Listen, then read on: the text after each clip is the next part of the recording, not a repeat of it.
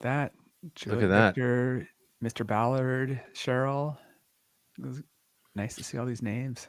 Yes. Was that AJ talking about his tail wheel on OB? Yes, it was. Yeah. Seems like, I'm just going to say this, and I hope that he's listening. Seemed like he was real chill about it with us. Like, yeah, it was like kind of, like no big deal or whatever. And then the feedback on OB was like, it was this whole thing. It was, it was very animated. I felt like we got He's holding shorted. back on us. Yeah. Yeah. Oh, Mr. Gillette is there. Mr. Grizzly. By the way, yeah, my 6th tail wheel lesson canceled yesterday. Oh, It's never gonna happen. actually, Ben, that was your first tail wheel lesson. My first tail wheel lesson canceled for the 6th time. There you go. Thanks for that correction. Is it kind of weird because it's coming from whoever the instructor is, and you're looking outside and it's clear in a million, and they just keep canceling? Well, here it's not that, and it does make me a little bit more nervous, but it's the airplane is the reason it keeps canceling. So maybe I need to find another tail wheel. That is kind of a weird plane to do it, I think. It's kind of like a shopping it's cart. Not certified, so take that for what it's worth. Yeah, I think you need to get into like a Citabria or a 140 or a 170. I'm gonna give them a little bit more grace, but we'll see. I'm just not sure. The right thing is happening, whatever that is. It is, and honestly, it was a blessing in disguise because I was so backed up from work. I needed the time to catch up. Yeah, Grizzly Ben, Bearded Ben. Yeah. There's going to be a lot of this. Just prepare yourself, but I can't help it. I'm not being pensive. I'm just scratching my chin. Yes. Michael Gillette says he just joined one. I wondered if he was gonna announce that. Yeah. Cool. Yeah, Cheryl's saying I have to catch up. I was explaining to the guys earlier that I have not actually reached puberty yet, so I am not able to grow a beard, really. If I do try to grow a beard, it looks an awful like somebody who hasn't fully reached puberty trying to grow a beard. That 15-year-old with that like really just trying mustache thing. It's just that buzz, and it's like, kid, just stop. I think for me, it's I'm afraid that if I really go full on and just let it rip and just see what happens, that it's going to reveal, it's going to say something, or there's going to be a pentagram, or like the way it doesn't grow. Bummer. So my wife claims that these 2 black lines right here are my days from chewing tobacco, and just spit just kind of trickles down, and it stained the hair, and that's why they're there. So that's just coming from somebody who really knows you. You know, Mark, it just makes me wonder what beard it is that your mom grows. I mean, Scotty. I'm glad we know Mark pretty well. Soloed. That's a big deal. Oh, that's awesome. Doesn't I think matter I saw that time. on the Discord. And I think 60 hours is great. It's fine. I mean, it's just great because I've seen people solo at 25, 20 hours that I've actually seen what they did. I've actually seen the solo, and it's terrifying. Yes. So the whole thing should just be like, oh, congratulations, you actually have more hours before you solo. Yes. Good. Absolutely. We will worry about you less. Yeah. Well, all right. Well, shall we? It's 8:03. Let's do it. Take this off. Let's do it. Welcome to the Midlife Pilot Podcast. We are glad you're with us. What is it like to become a pilot in your 40s and 50s? The challenges are unique for those of us in midlife, but so are the rewards. Hosts Ben, Brian, and Ted talk learning to fly, growing as pilots, and the joy of flying to destinations. The purpose of the podcast is not to teach, but to share knowledge and experiences of being a midlife pilot. Join the Midlife Pilot community and listen in every week.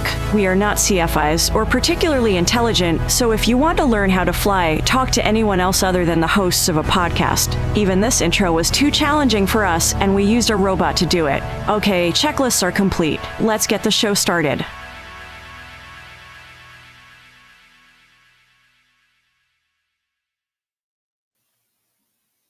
Hello, and welcome to episode 79 of the Midlife Pilot Podcast, where we talk all things flying and aviation midlife. My name is Ben. I'm a commercial rated or certificated pilot here in the Atlanta metropolitan area. I fly Cessna 182. We call it the Beast. Actually got to fly today. Also, we have with us tonight, as always, my friend Brian, a private pilot in Nashville, home of the Bachelorette Super Charlie. He flies a Cherokee 180 we named Lucy, and he's also tail wheel endorsed. I got it right this time. How you doing, Brian? I'm doing great. Glad to have you back. As much as it was great to have Chris here, and as professional of a host as he is, and as slick of a radio character he is, we are glad to have you back, Ben, because you are the maybe a little rougher around the edges, now bearded, but the heart and soul, the sage of the Midlife Pilot Podcast. Oh, I'm pretty sure that's the nicest thing anybody said to me all week. I appreciate that. Also joining us tonight is my friend Ted, sport pilot extraordinaire, living out on the dream world of the West Coast in Portlandia, flying a flight-designed CTLS that we nicknamed the Egg. Ted, how you doing? Hey, I'm doing pretty good. Awesome. Yeah. Awesome. You're looking well. Thanks. Yeah, it's nice to have the anchor of the show back. So.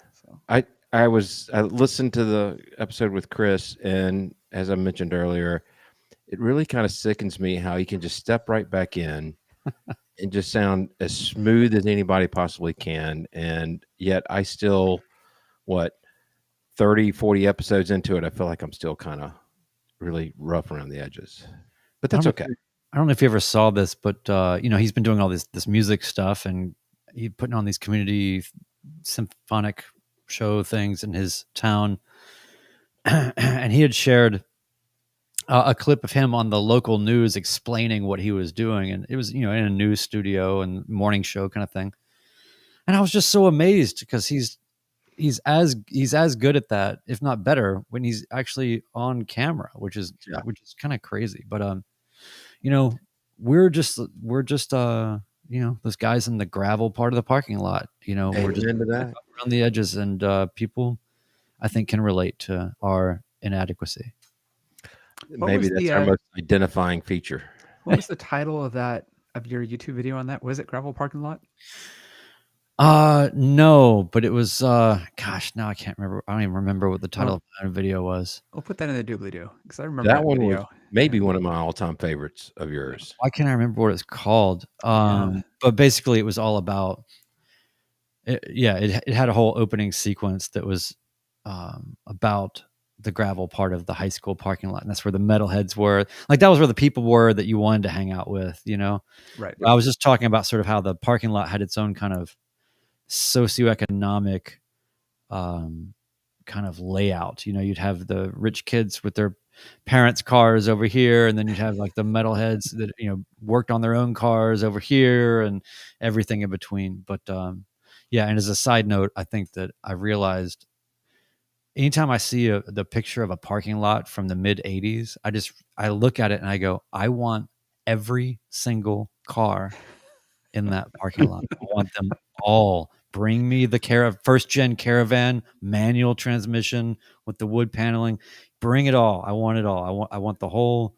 I want to buy everything from 1985. So there's a shop down the street from us that has just recently opened up, and it is nothing but cars from the 70s and 80s, and he is restoring them. And it's not, it's the Oldsmobile Delta 88s. I mean, it's the heavy metal 3-ton cars. It's a lot of cutlasses. What's the name of the place? I can't think of the name of it. He just opened it up. I don't even know if he has a sign outside yet. See, I've got to get in on that. Even though I have $0 to do anything like that, I just want to know what I'm missing. I will send you the location. Maybe there is a business name on Google Maps, but I'll find that for you. Yeah, I have 2 I cars in 1985. I think my, uh, I think I've probably pushed the bounds of what I can do there. Yeah, with any permission. Yeah, I get it. I do like looking at the performance cars at the specs of them in the 70s and 80s. Like you look at the V8 Corvettes through the years, and you look, and by 1980 the V8 is making like 140 horsepower. Yeah, It's like they somehow got the least amount of power possible out of these vehicles. Like it just like kept going down as like emissions came in and all of that. And yeah, yeah, the The malaise cool era. the Yeah. cool place, the cool thing about this place is every time I drive by it, there's a car in the parking lot that's a car that I've forgotten about. Oh, I remember that car. Yeah, And there's nothing special about the car itself. It's just you don't ever see them anymore. And yeah, it's beautiful paint job. It looks like it just came out of the showroom. So anyway, I'll amazing. send you a link to it. I Let's cover a few housekeeping issues. What do you say? Yeah. Yeah. We broadcast live on YouTube, usually every Tuesday night, 8 p.m. Eastern. We have a very active chat group tonight, a lot of regulars. We'd love for you to join us and join the conversation. The audio podcast is at iTunes, Spotify, and wherever fine podcasts are found. Please be sure to subscribe or follow whatever the app asks. And if you could just take a little time to leave a review, that would be great. 5 stars, please. We love getting feedback and your suggestions. So send us emails or voicemails. You can do so at midlifepilotpodcast.com. And finally, you can find all the links to our Patreon, our contact information, everything, the merch store.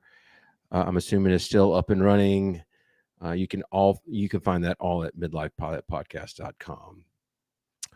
So we did get some feedback that we'd like to dive into. Brian, do you have it pulled up? Yeah, which one do you want me to get into, you think? I like Trevor's or Marco's, either one of those. Sure. All right, so we'll start. I'll read Mark's and Trevor's. Okay. Mark O says, really enjoy your conversations as a midlife pilot. So much of where you guys are in your journeys resonates with me. Thanks for taking the time. Simple, short, sweet, and we appreciate that. It's really amazing how shocking it can be for people to feel resonated with in the midlife pilot modality. It's kind of like, it's almost shocking that you're, sort of on your own until you're not, Yeah. Well, and I'll say this, I was already through my parts of when you and Chris started out, but what you were saying still resonated with me. So it doesn't really matter where you are in your journey. It's you can resonate with everybody at any point in their journey. Yes, and you can even re-experience post-traumatic things. So That's exactly right. it works all directions. There was a chat in Discord. I think it was today. It was when did you start using ForeFlight and go off paper charts? And I was like, oh, those days. Yeah. Things you forget about. Yeah. I'm such a kind of Luddite in many ways, and the one area of life where I'm just not is that. Bring me the ForeFlight. Yeah. All right. So Trevor, a Landomatic member on Patreon. I've been listening to the podcast for a long time now, since the early Chris Moran days, OG Midlife Pilot days. While I'm not a pilot yet, I've loved aviation all my life and spend way too much time consuming all forms of aviation content. And by the way, Trevor bumped his membership up to the Hershey bar, so thank you for that, Trevor. Yes, thank you, Trevor. I love that too, because, and I think we're seeing a little bit more of this, and actually it excites me a lot to have listeners that are not flying. And so we did that episode a couple episodes ago where it was sort of, everybody, we've done it. Everybody's done it. The content of, how to get started flying an airplane, but to start from 0 hour or -1 hour, and really think about what is it you can do to just stay attached to at least the dream and not lose sight of it. And we're in a time now where there's tons of content and podcasts like this and other things to where you can enjoy so many aspects of the aviation community and all of the nerdery that goes into it and all of the other things. And, we're going to be talking about airplane partnerships later. Think about how much money you are saving while you are postponing your dream. It's a great thing. You get to, there's always an upside. And Ben, you've always been the one to reiterate to me in every way that you always reminded me that it's all trade-offs, So, those that are listening that are not flying, that are curious about flying or wanting to fly and know that they want to do it someday, but just haven't chosen to pull the trigger yet, please know that you're more than welcome here. We're excited to have you. And I think that folks like that have a great perspective also, that we maybe a particular innocence that maybe some of us have lost in the endeavor of becoming a private pilot. So anyway, thank you, Trevor, for that. Well, Absolutely. and it's not a purity contest. There's no, I have more ratings than you. I have a plane than you don't. It's all good, right? Wherever you're at in your training, wherever you're at in your flying, it's It all may be good. the opposite of that. My landing was worse than your landing. Yeah. It's true. Yeah. Seems like that's the competition around here.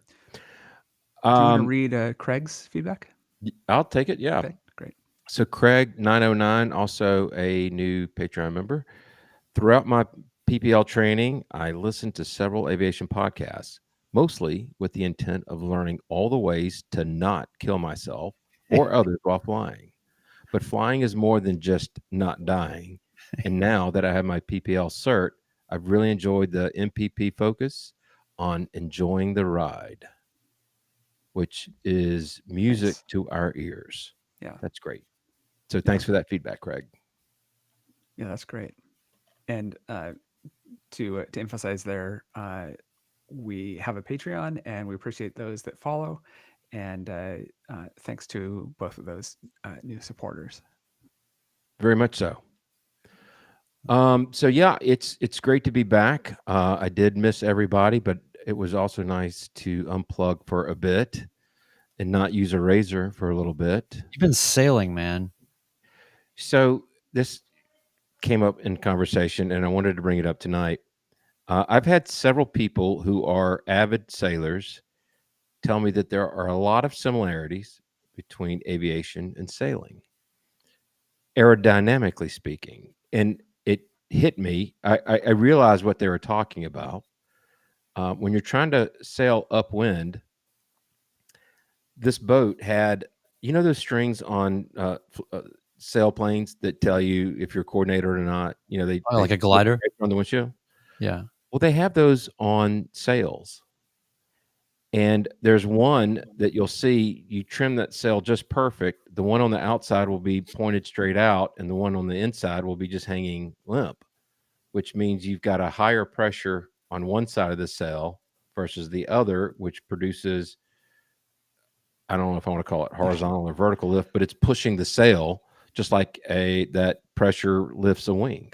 Are those strings like on the end of the boom, or are they kind of like no? They're right in the middle of the sail. They're okay, just so the like yarn. when you see a plane that has the yarn on the wing to show it's stalling, it's like that, like yes, no, cool, yes. So I just told him the only problem that you guys have is your wing is pointed up and down. It should be horizontal to the earth, not vertical to the earth, perpendicular to it. My fellow egg pilot, CT Crosswind Adventures, says that they're a sailor as well, and I'm guessing that Barry is as well. And saying that. The ironic thing is that I got a text from the guy that I took my the DPE on my commercial. We picked up the boat in Marsh Harbor, and the day that we left, he landed in Marsh Harbor and was hopping around the islands in a Cirrus SR-22. Oh. And I told him we're averaging about 3.5 knots, and we're going to see a lot fewer places than you're going to see in your airplane. But we were kind of hitting the same spots. He was just getting there significantly quicker than we were. And you told him, don't do any parasailing in that Cirrus.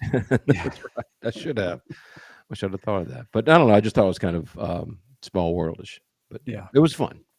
Oh, I remember you telling me about tacking, Yes. and you were wondering why we don't do that in airplanes if they do that on sailboats.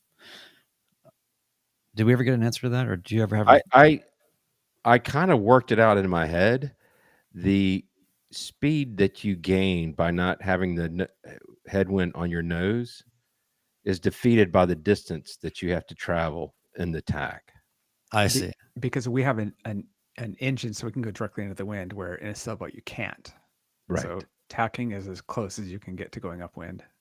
Correct. I see. Also, air traffic control will murder you. Just do this zigzag. But I'm tacking. I can't help it if he's on final. I need to get my nose out of the wind. Yeah. For planning purposes, Memphis Center, we are going to be tacking our way to our destination. Hey, speaking of that, of ATC not liking the direction you're going, I went out Friday. It's the first time I've been out to the plane for quite a while, a week and a half or so. And I got done with all my work. I'm like, great, I'm going to spend half an hour and go just fly the pattern. It's nice to be back at the plane. I'm looking forward to it. And so I just went out and I just banged out a couple laps in the pattern. And there was only one other plane there when I started, and then I was alone for a while. And they had me on the small parallel runway, and a helicopter was coming in. We've got a lot of helicopter training in some airports in town, and they were flying the ILS in on the big runway. There's only one ILS at that airport, and it is going the opposite direction of the normal landing direction. And I was like, oh, well, that's interesting. I wonder what's going to happen here. And he was going to go missed anyway. But Tower, because they recognized me, they're like, hey, are you comfortable just making a U-turn and, doing a 180 and landing the direction? I'm like, sure. So I did. He was very happy to not have landings going both directions. I get the feeling there's probably a restriction against that. So it was like, okay, let me land with a little bit of a tailwind. Great, right? When you're doing landing practice to do that. And then when that was over, he's like, okay, why don't you turn around again? And so that time I did a pretty steep bank and really enjoyed just turning around. So that's just one of those interesting things like that can happen. I've never had it happen before. Yeah, there's never a point in training when it's like, okay, you are landing on runway 21, but there's only one ILS and it is on runway 03. You have just turned left base for 21, and you hear somebody announce short final ILS 03. Yeah. What do you do? And you kind of, I've only run into that in scenarios like that, like sort of untowered. And I don't know what it is, but if whoever's flying an instrument approach, and these are people practicing. They're not on a plan, but boy, they sure treat everything like it. It's like, I'm coming in. Yeah. That's it. Like, I don't care if there's 3 planes in the pattern in the opposite direction. I'm not even going to try to resolve this. They're just like, yeah. I keep waiting for them, right? Because they'll announce and then they'll announce again. And I'm like, when is there going to be cooperation or resolve here? Because you're hearing everyone say runway 21 for all these calls, and you are not right. budget. And as I'm announcing that, I'm like, runway 21, runway 21. Yeah. Say it every time, Exactly. I finally did that. Astoria at the coast for us. People would like to do instrument flights into there, and this guy was coming in on the opposite direction that we were all on, and I finally said, hey, everybody's landing, 08 instead of 26, and the guy's like, oh, okay, and he was happy to break it off and go and circle back to it, but it's happened to me quite a few times. And I remember last time I actually I pictured this guy is trying to fly these needles on this instrument approach. He probably has a small helmet fire going on. Yeah. And I sympathize with that. I've been there before, but I called up and I'm like, there's 2 or 3 planes in the pattern landing this runway. It was at Paulding. We were on 3-1. And I was like, dude, what's your plan? I know you're trying to do this practice approach to 1-3, but you're not the only one here. What's your plan? And then I heard a different voice come on and go, we're going to break it off, go missed, and join the pattern. So I don't have a lot of patience for that. So I'm glad to see Barry backed me up that Astoria is the worst for this. Yeah. It's yeah. yeah. All right. Well, why don't we get into our topic tonight? Yeah. Partnerships and airplanes. What do you Not think? partners and airplanes, but airplane partnerships. Yeah. Not seeing the difference, but I'll go with it. Absolutely. One is who I'm married to and how we address planes. The other one is I see the plane and who I'm a partner with on it. Well, I would argue that I'm married to my airplane, at least as with the amount of money I'm spending on it. It feels like a marriage. So technically, you married into your plane as well. I did. Actually, technically, you're correct. No, technically. So no wonder you don't see a difference. That's exactly. We're just going to do a quick round robin about our approaches to airplane partnerships. I feel like I'm probably the luckiest of all of us, easily, in that my brother-in-law, married to my sister, acquired this airplane and just said, "Hey, I need a partner. I own it. We'll split all operating costs, and when it's time to do an engine overhaul, we'll do a pro rata." So, and just to take a quick step back, we want to approach at a very high level what is a partnership and why people do them. And I appreciate, Brian, you reminded me. Well, no, here's the thing. I want to hear about everybody's story, and I didn't mean to interrupt that, but I guess I kind of did. But I was just hoping when I put that note in there for you, Ben, I was just hoping that you would just fold that in. I was trying to think of a segue there, and it just was not clicking. See, if Chris Moran were here right now, it would have been super smooth. But I'm not at the Chris Moran. I'm going to try to call him right now. Yeah, we're not pros, so yeah, we're doing what we can here. So all right, this is something that I get when people are thinking about buying a plane. Is I'm always like, oh man, just find a partnership that's already set up in your area, right? Don't buy a plane by yourself. You're gonna have to find the plane, take on all the risk of that, and for a lot of us, the biggest hassle is where are you going to put it? There's no hangars available in your area. If it's an existing partnership, they already have a hangar. Great. And they already have a mechanic lined up. Everything is kind of set up. When you're doing it on your own, you got to do all that yourself. Obviously, there's advantages of doing it by yourself. I love being the sole owner of a plane, but you also get all the downsides of it. So that's why I recommend people buy a quarter of a plane instead of a whole plane. So before we get into the weeds of recommendations and our personal experiences, because I'm really trying to think about these folks also that are maybe not even flying, right? Like what are we talking about and how does that relate? Sure. So I just thought AOPA calls it co-ownership on their website, and just to quote what they say, they're basically saying the concept of co-ownership is very simple. It's nothing more than two or more individuals sharing the responsibilities of owning an aircraft. Obviously, when you spread the cost out, like you were saying, Ted, then a lot of times that frees people up to get maybe more plane than what they would be able to afford otherwise, and all of that. It goes on to say, though, in a co-ownership agreement, you have the opportunity to select the co-owners, choosing people whose aircraft needs and flying habits complement your own. The term co-ownership is often used interchangeably with partnership. However, these two arrangements are not technically the same. A partnership involves an association of two or more persons who carry on as co-owners of a business for profit. Therefore, a partnership involves something far more complex than simple shared ownership. The objective of a partnership is to make a profit. Now, I would say this is also kind of not right because, yes, it is AOPA, but in terms of the colloquial nature and the way that people refer to things in the real world, I don't think that I think this can be misleading. But Agreed. Basically, we're really talking about co-ownerships technically, but we are talking about it colloquially as airplane partnerships. I just wanted to draw that distinction. We are not talking about flying clubs, and we're not talking about getting into a plane with a group of people for the idea that we're gonna rent this thing out, we're gonna do all these things, we're gonna charter, like what we are talking about, just bug smasher morons like ourselves who can't really afford airplanes this is how we figured out was generally the way to afford an airplane for most of us. And so I just wanted to kind of high level address that. I think I'm really glad you did. We've been told before, I've been told before, if you can't afford to buy two airplanes, you shouldn't buy one because of the operating costs. And without another person to be involved with on an airplane, I'm not sure that I would have ever gotten into aviation. I think maybe eventually I would have, if I would have found out about these partnerships.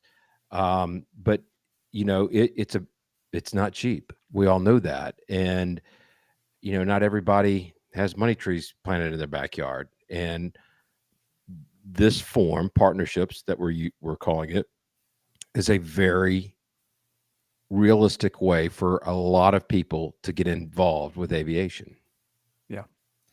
Yeah. For instance, here in Nashville, flying clubs are usually years waiting lists.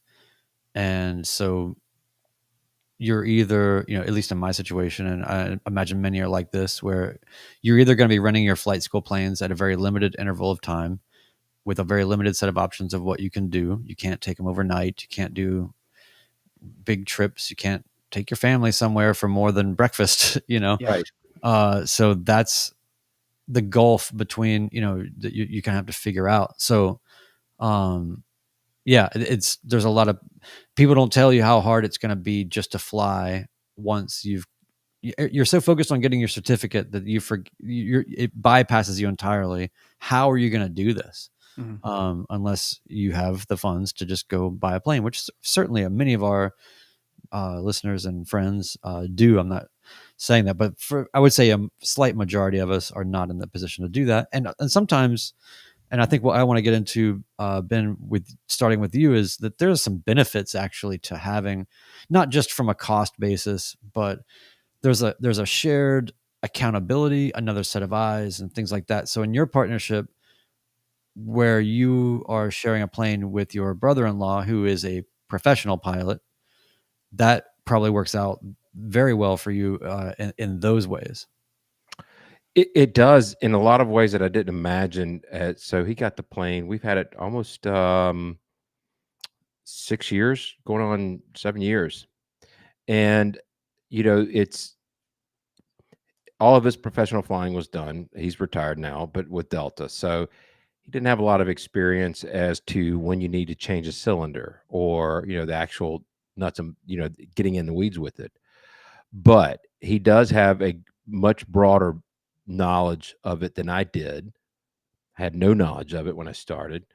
And, having somebody to bounce that off of, having somebody else do some of the work, updating the databases, ferrying the plane to our annual and taking an Uber ride back, whatever the case may be. It seems like each passing month, there's another advantage to both of us on both sides of having somebody else to take care of something on the airplane. And just from a complete time commitment of handling something.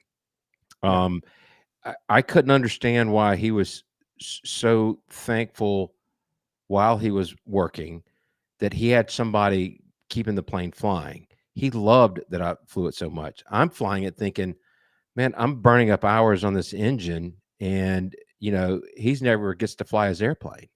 And there's a fair amount of guilt, but I came to find out, no, that thing needs to continue to be in the air as often as possible. It's healthy for the airplane. There was a absolute benefit to him to have somebody be training in that airplane and getting a lot of hours in it.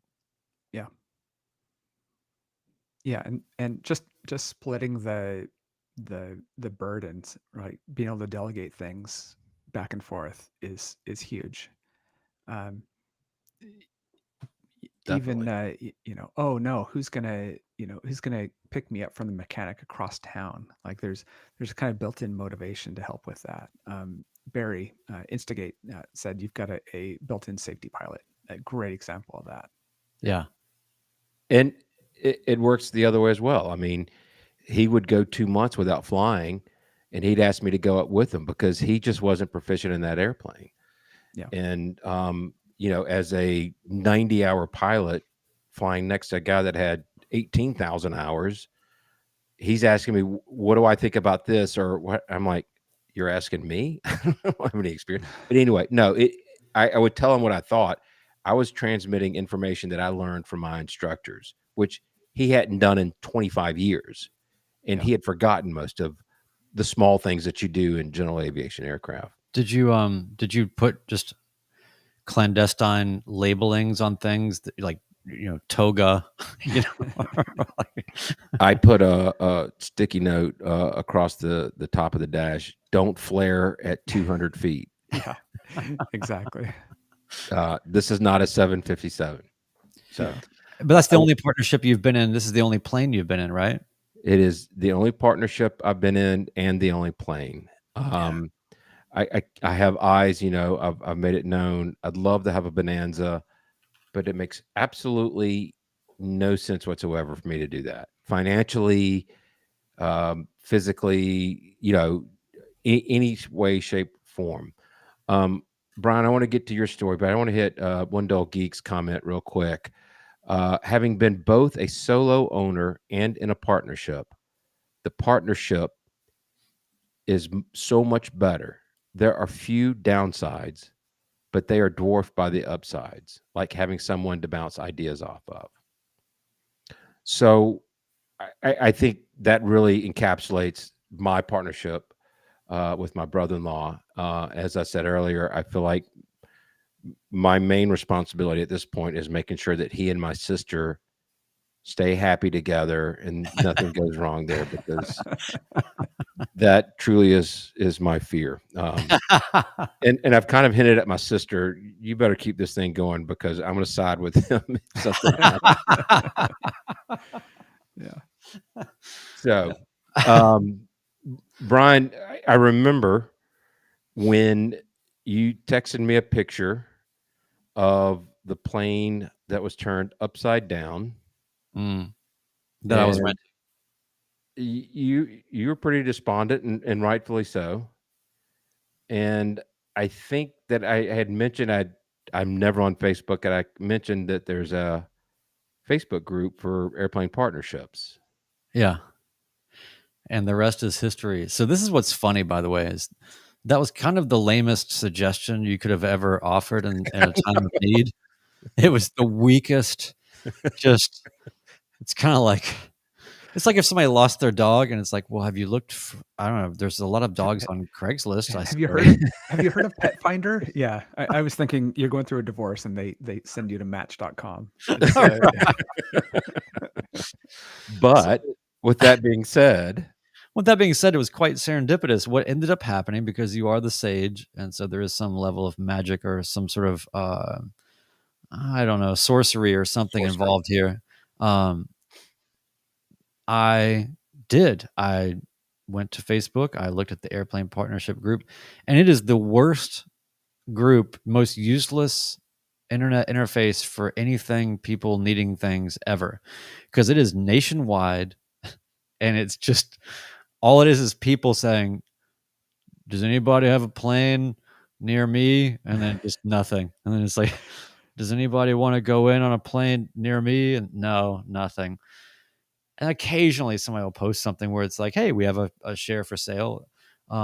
If you'd like to come out and be a part of this plane in Mena, Arkansas, come on out, or whatever. California, it's this plane's in Sacramento. So it's, if anything, it's maybe good just to see how people are, kind of selling these things, I suppose. But I just thought, this is a joke. Fine. So I go and I type in airplane partnerships. I get to the group and I look, and the very first thing that I saw was 1/4 share available, 1968 Piper Cherokee 180 Delta model, this many hours, blah, blah, blah, all these things. Bowling Green, Kentucky, 1 hour from here. And I thought, that guy seems very familiar. And then I went back through, strangely enough, my Facebook messages, and I went back, and I was like, I know this guy. Typed in his name. Sure enough, I had actually had a dialogue with him through Facebook Messenger I think he had seen one of my videos or something, and he's like, "Hey, I'm actually near you ish. Come up and fly sometime. I just bought into this Cherokee 180. It's great. Come by or let's hang out or whatever. We'll go for a flight." Wow. And he was also a drone operator and we had a bunch of things in common. And I just thought, well, what do you know? It's that guy, So I just messaged him. I said, let's talk, and it was a little bit of a process. And this is maybe where I can be maybe a little helpful to people in the sense that while money is certainly important in this whole arrangement, when you are the person that is the where the last person to join this kind of aviation polyamory or whatever's going on here. It's like you come into it where you are being looked at and evaluated on a lot of levels. It's not about what pilot experience you have. I mean, it is, but it's also about just what's your vibe. How are you planning on using the plane? What do you seem like this or like that? So got along with the guys just great, but it really was kind of like it really felt more like they will let me know whether they agree to date me or not kind of vibe is kind of like what it felt like. And actually while I was there, they had kind of batched and there were a couple other people that were coming through. So it was sort of in a weird way, kind of like an open house or something, Speed dating. Yes. Speed dating. And, well, like 115 knots dating, but yeah, so it went really well and I felt very good about it. I got to see, the books, I got to see records, I got to see the log books, I got to see a lot of things. And so it was sort of a process. I had to go back up again, and all these things, but it worked out. And so then I'm in. Now, the value that I saw right away was that these guys they knew every single inch of the plane, and they had done, in cooperation with the mechanic, a lot of things. They had helped with installs for components and things and whatever. So I was happy to know that they really knew the plane and were not afraid to do whatever is needed to get done. And one of them had a lot of experience, was instrument rated. The other was more in the category of about where I was at the time, but a good pilot. And then the other was a partner that had not been around at all. And it was kind of like a person that had bought into it with the idea that they would train one day. They just never did. I think they maybe just like to say that they own an airplane and they're not really concerned about getting out. Here's where I ran into a difficulty with that. Flash forward now, a little bit down the line, several months down the line, things came up for those guys where they were interested in just getting out of the plane. But this also meant that the person that was kind of like this ghostly figure lurking, that person, they had not necessarily been collecting from proper because they didn't feel like it was right. If they've never even flown the plane, they were. So I guess the point is, like, you can have all the agreements you want, but there's going to be weird dynamics in play that are kind of personal or in between. And as much as you want to just be strict and run everything like a business, it's just things sometimes can get a little, I don't know, curved around the edges. So, that ended up being a little tricky getting out when those guys wanted to get out. Also, I was put in the position of, what do you want to do? But I was essentially like outvoted. I was in a position where basically, unless I could save the partnership in some other way, I was just going to kind of be out. And, worked out really, really well. A friend of mine who's here in town who, had kind of watched me train, and then I would take him up on flights, and then he started training, and then, all that. He was in the position exactly where I was, where he had been trying to find planes to fly and getting frustrated and all that. And this opportunity opened up. So now I'm sort of in my second partnership on the same plane. And then we kept one of the other guys. It's a whole thing, but anyway, the beauty part of it has been that I have seen what it's like to get into one that I didn't really form, that I was kind of cooperating with. And then I've also been in the position of now we're rewriting the whole thing and kind of shuffling the deck and ironing everything out and getting all the ducks in a row in a way that I think are good. I added a lot of things in the operating agreement, and we're not here to give legal advice. We're not here to tell you what to have in your operating agreement. People can talk about that amongst themselves. I do recommend AOPA, Pilot Protection Services, and the legal benefits there. If you want to talk to somebody, I definitely leverage that.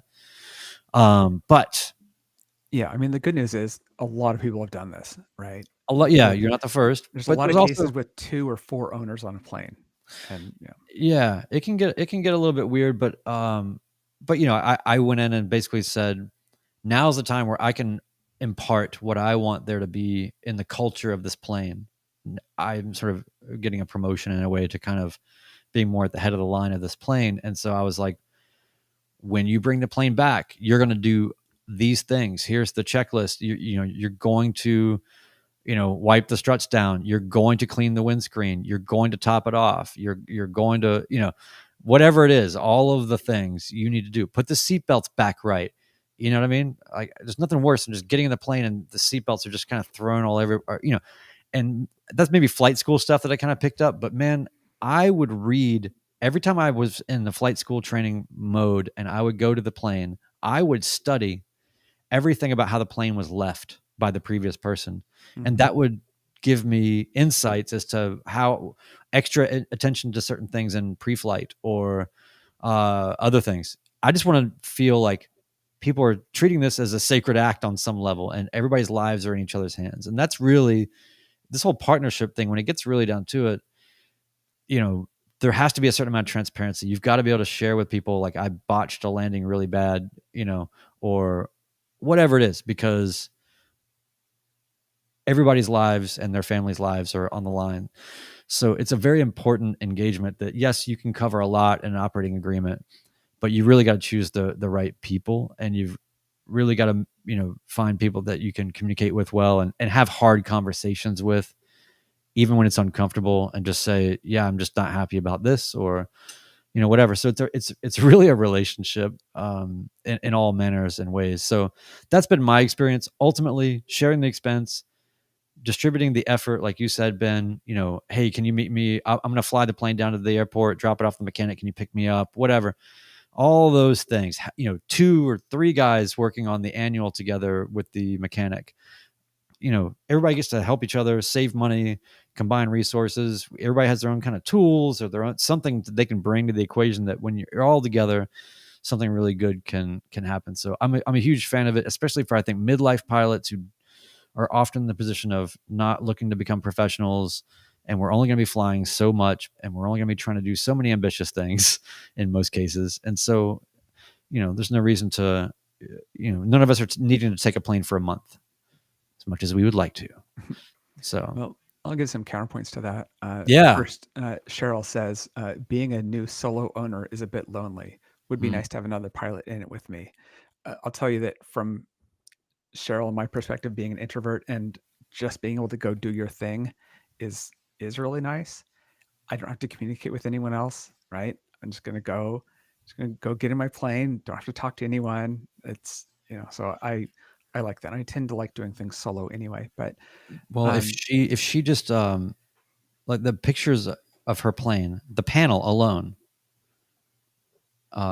you could do really well with a partner in that plane. yeah, She's got a beautiful plane. yeah, Amazing. So being a support pilot really limits you on the planes. That's really probably the biggest limitation of a sport pilot, is that you can't just go out and get in a partnership in a 172.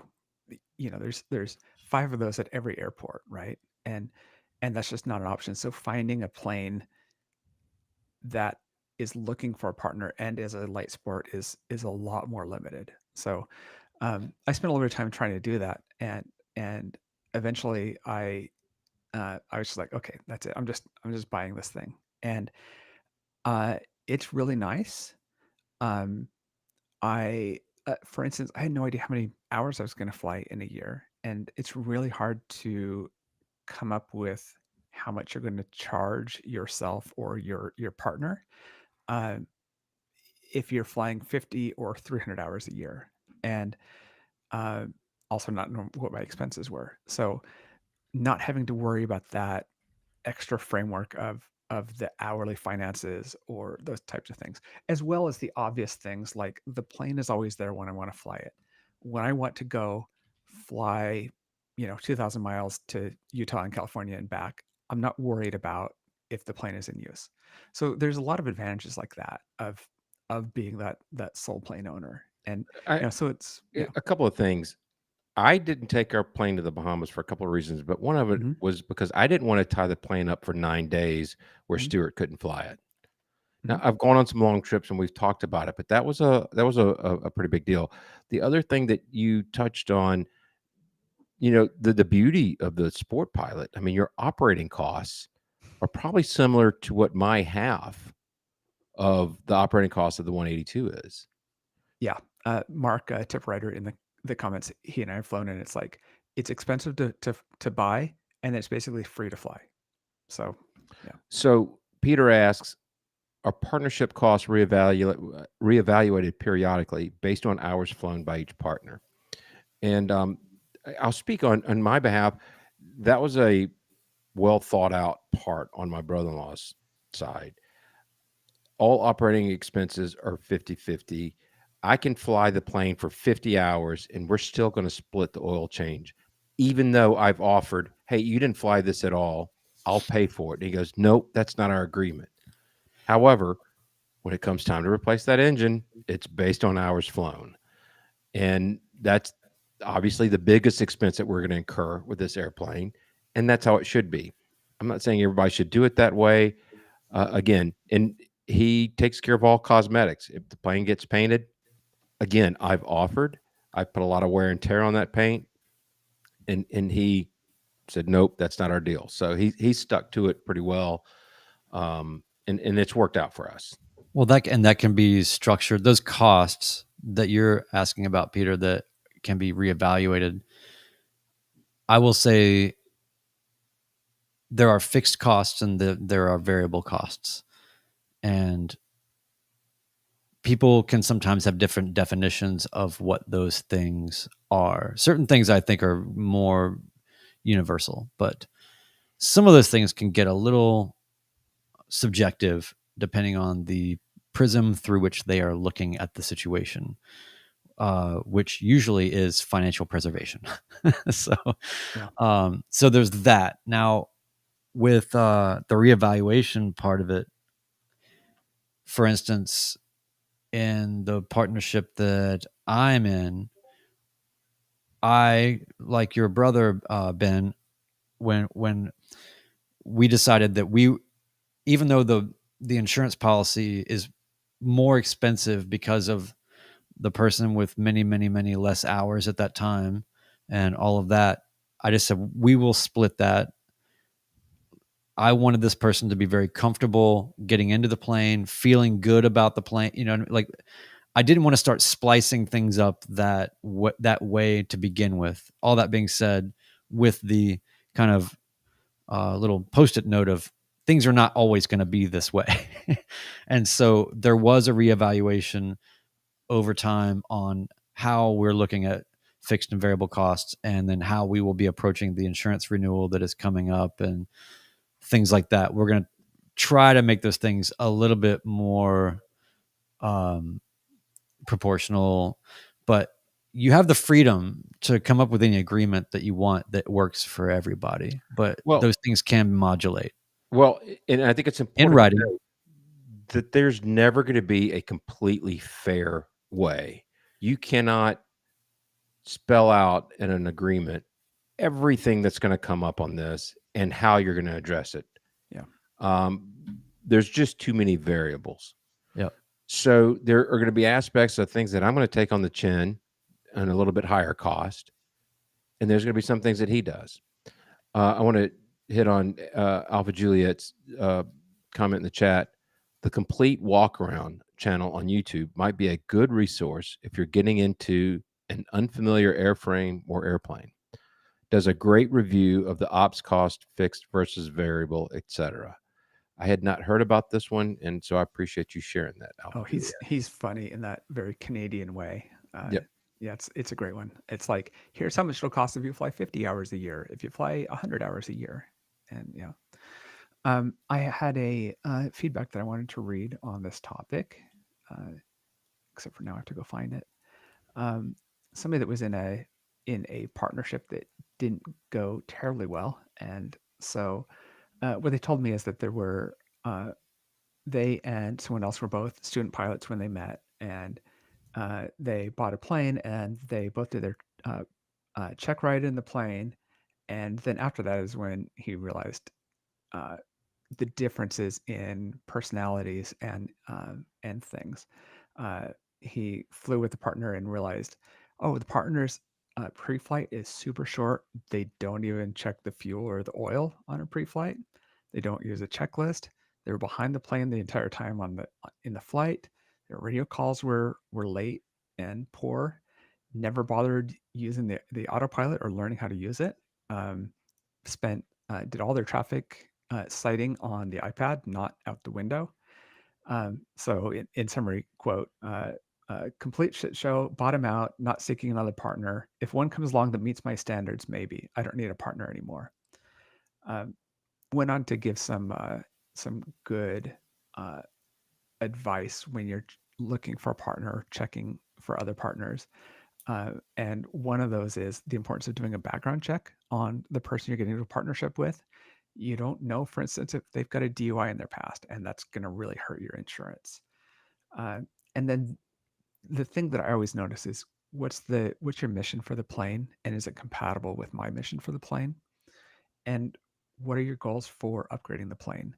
If you're not interested in having any new avionics or anything else, and I am, that's going to create a big conflict, right? Because I want us to budget $30,000 to upgrade the plane, and you don't want to do anything. You just want to you want to build hours in it. So those are, kind of some things to think about.